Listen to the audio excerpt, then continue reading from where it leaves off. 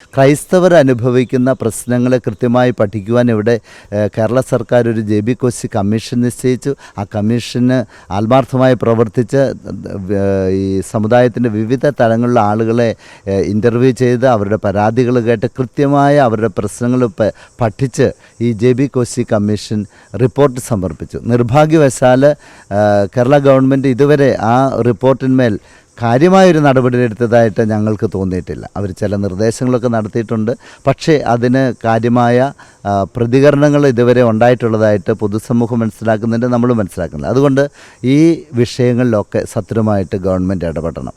അതിനോടുള്ള ഒരു റിയാക്ഷൻ കൂടി ആയിരിക്കും ഈ ഇലക്ഷൻ.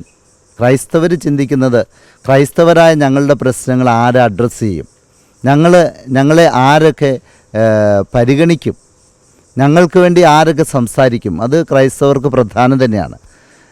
ക്രൈസ്തവരെ പരിഗണിക്കുന്നതിനെപ്പറ്റി പറയുമ്പോഴും മറ്റുള്ളവരെ ഉപേക്ഷിക്കണമെന്നല്ല ഞങ്ങൾ പറയുന്നത്. എല്ലാവർക്കും അവരുടേതായ അവകാശങ്ങളും അവരുടേതായ കാര്യങ്ങളും ഉണ്ട്. അത് ചെയ്തു കൊടുക്കുന്നതിൽ ഞങ്ങൾക്ക് യാതൊരു പരാതിയില്ല. പക്ഷേ കരയുന്ന കുഞ്ഞിനെ പാലുള്ളൂ എന്ന് പറയുന്നത് പോലെ ഒരു കാലഘട്ടത്തിൽ ക്രൈസ്തവർ മിണ്ടാതിരുന്നത് കൊണ്ടും സഹിഷ്ണുതയോടെ കാത്തിരുന്നത് കൊണ്ടും ക്രൈസ്തവരുടെ പല വിഷയങ്ങളും നിർദാക്ഷിണ്യം അവഗണിക്കപ്പെടുകയാണ് ചെയ്തിരിക്കുന്നത്. അത് ഒരു സത്യമാണ്. ഇനി അത് പറ്റില്ല. ഞങ്ങളുടെ കാര്യങ്ങൾ കൂടി നേടിയെടുക്കുവാൻ വേണ്ടി നമ്മൾ കത്തോലിക്ക കോൺഗ്രസ് വളരെ ശക്തമായിട്ടുണ്ടായിരിക്കും. ഈ ഇലക്ഷനെ പറ്റി എനിക്ക് മറ്റൊരു കാര്യം കൂടെ പറയാനുള്ളത്, വോട്ട് ചെയ്യുന്നവർ ശ്രദ്ധിക്കേണ്ടത് കക്ഷി രാഷ്ട്രീയങ്ങളുടെ പിറകെ പോകാതെ ഈ ഇലക്ഷന് നിൽക്കുന്ന ആളെ, കാൻഡിഡേറ്റിനെ കൃത്യമായിട്ട് നോക്കണം. ആ കാൻഡിഡേറ്റിൻ്റെ മനോഭാവം എന്താണ്. നേരത്തെ വിജയിച്ച ഒരു MP ആയിരുന്ന ആളാണെങ്കിൽ തീർച്ചയായിട്ടും നോക്കണം ഈ MP എന്തുമാത്രം നമുക്ക് വേണ്ടി പ്രവർത്തിച്ചിട്ടുണ്ട്. നമ്മളെ കാണാനോ സംസാരിക്കാനോ വരാത്ത ആളാണോ, നമ്മളുടെ കാര്യങ്ങളിൽ ഇടപെട്ടിട്ടുള്ള ആളാണോ, നമ്മളുടെ കാര്യങ്ങളിൽ താല്പര്യമുള്ള ആളാണോ, ഈ വക കാര്യങ്ങൾ നമ്മൾ ശ്രദ്ധിക്കണം. ഇങ്ങനെ ശ്രദ്ധിച്ച് നമുക്ക് വേണ്ടി ആളുകൾ തിരഞ്ഞെടുത്താലേ ഈ ഇലക്ഷൻ പ്രക്രിയ അതിൻ്റെ ഫലപ്രാപ്തിയിലെത്തുകയുള്ളൂ എന്നാണ് എനിക്ക് തോന്നുന്നത്. വെറുതെ ഒരു കക്ഷി രാഷ്ട്രീയത്തിൻ്റെ അടിമയായി നിന്നുകൊണ്ട് ഏതെങ്കിലും ഒരു മുന്നണിയുടെ ഭാഗമാണ് ഞാൻ, അതുകൊണ്ട് ആ മുന്നണി നിർത്തുന്ന ഏത് കാൻഡിഡേറ്റിനെ ഞാൻ വിജയിപ്പിക്കുമെന്ന് പറഞ്ഞാൽ ഞാനൊരു അടിമയായി മാറുകയാണ്. അങ്ങനെയല്ല വേണ്ടത്. ജനാധിപത്യം വിജയിക്കണമെങ്കിൽ ഈ നാട്ടിൽ ജനങ്ങൾക്ക് വേണ്ടി ജനപ്രതിനിധികൾ പ്രവർത്തിക്കണമെങ്കിൽ അവരെ നിശിതമായി നമ്മൾ വിലയിരുത്തണം കൃത്യമായിട്ട്.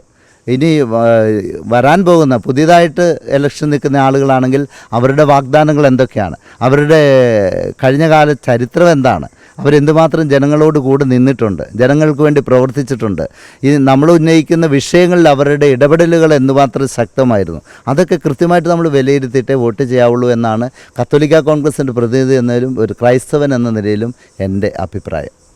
മറ്റൊരു കാര്യം വെച്ചാൽ ഇതൊരു സമുദായ സംഘടനയാണ്, ക്രൈസ്തവ ഇതാണ്.